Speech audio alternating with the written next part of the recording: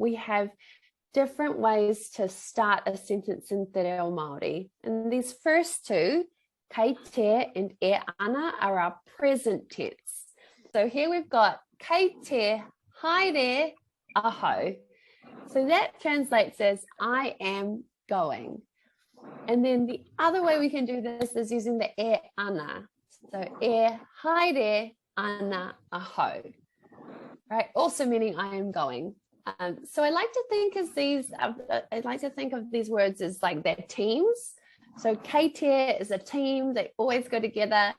Also, e ana is a team, they always go together. E ana is just a little bit different though, because the verb goes in the middle of the team. All right. So to ask what are you doing in Māori, we can say kei te aha koe, or we can also say e aha ana koe.